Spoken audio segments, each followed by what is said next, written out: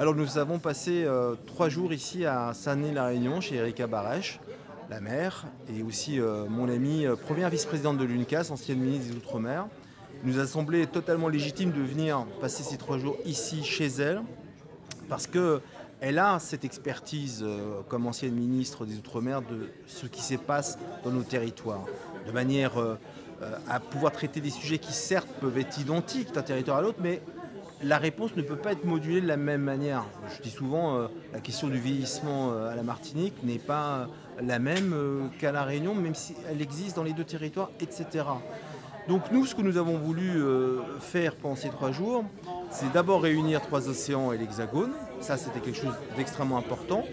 Un programme qui a été co-construit pendant près d'1 an, qui a donné lieu aujourd'hui à près de 400 participants venant de ces 3 océans et de l'Hexagone, avec un village de partenaires d'une trentaine de stands qui ont permis aussi pour les élus locaux que nous sommes une association de maires, de découvrir peut-être de nouveaux partenaires pour mieux développer nos projets dans nos villes. Et puis nous avons eu l'ambition de d'abord partager, de créer un nouveau réseau, un réseau dans le réseau, c'est ce qui sortira de ces 3 jours avec un observatoire du social des territoires ultramarins. Nous sommes dans notre rôle, l'UNCAS, d'alerter. On alerte quand on est auditionné par le Conseil d'État sur la question du premier et dernier kilomètre des services publics. Vous vous rendez bien compte que premier et dernier kilomètre des services publics, quand on parle de mobilité, le sujet se pose en Guyane notamment. L'accès à l'eau potable se pose à Mayotte comme en Guadeloupe. Donc nous sommes dans ce dialogue permanent avec les différentes institutions de la République française, avec le gouvernement, le Parlement. Et puis, comme nous sommes une association d'élus dans le cadre du Parlement du non-cumul, qui désormais doit être, nous sommes des lobbyistes, eh bien nous allons faire des propositions dans le cadre d'un manifeste des territoires ultramarins, des propositions qui auront vocation à être partagées avec les autres grandes associations d'élus, je pense notamment à l'AMF, l'Association des maires de France, où nous serons d'ailleurs dès lundi prochain, l'ouverture du congrès des maires. Et David Lisnard nous a demandé à Erika Barèche et moi de présenter notre manifeste. Nous le lui remettrons et nous rencontrerons pendant les jours du Salon des maires Philippe Vigier, le ministre des Outre-mer, afin de pouvoir échanger sur notre approche et analyse des problématiques ultramarins. Voilà, nous y allons de manière modeste mais déterminée parce que nos 3 millions de concitoyens ultramarins le méritent. Quand le Conseil économique et social dit, le CESE, que la France investit à peine 114 € par habitant dans les territoires ultramarins, quand il en donne 178 € par habitant dans l'Hexagone, il y a un sujet. Et donc il faut, une bonne fois pour toutes, qu'au plus haut niveau de l'État, si l'on veut que nos territoires soient à égalité réelle avec l'Hexagone, il va falloir des moyens. Il n'y a pas d'argent magique, mais il en existe quand même, notamment avec les fonds européens qu'il va falloir peut-être mieux accompagner pour pouvoir les porter. Donc voilà, c'est tous ces sujets-là que nous posons sur la table de manière déterminée et je pense que cela fera écho. En tous les cas, moi je lâcherai rien. D'abord, c'est exceptionnel parce qu'on a eu presque tous les Outre-mer, sauf la Polynésie et Wallis et Futuna, mais on a même eu les Calédoniens, donc c'est quand même exceptionnel. Tout le monde était là, on était 400, tous réunis. On a travaillé autrement, c'est-à-dire que pour la première fois, on a vraiment co-construit cette rencontre-là avec des thèmes qui parlaient à tout le monde, on les a choisis ensemble. On est allé, vous savez, dans l'hyper-proximité. Hier, ils sont allés dans tous les territoires de l'île par atelier. Donc, ils ont vu concrètement les choses. Ils ont partagé leur expérience avec ceux de la Réunion et ceux de l'Hexagone.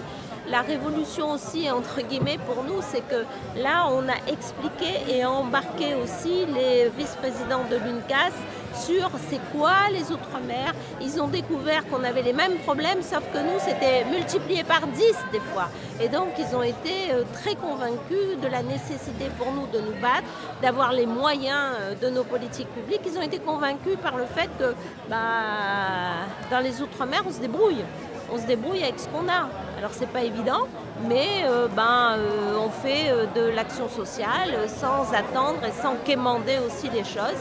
Donc tout ça fait que on est soudés maintenant. Il y a 3 millions de personnes soudées, c'est les Outre-mer, mais en même temps on a d'autres porte-voix qui est l'UNCAS Et on va aller comme ça maintenant dorénavant avec notre manifeste, parce on écrit un manifeste avec tout ce on s'est dit ensemble, et on va aller dire maintenant à l'Association des départements de France, à l'Association des régions de France, aux sénateurs, aux députés, partout on va aller dire, expliquer, nous battre, mais pas que nous, 3 millions, nous plus tout l'UNCAS maintenant. Donc oui, c'est un changement de dimension énorme.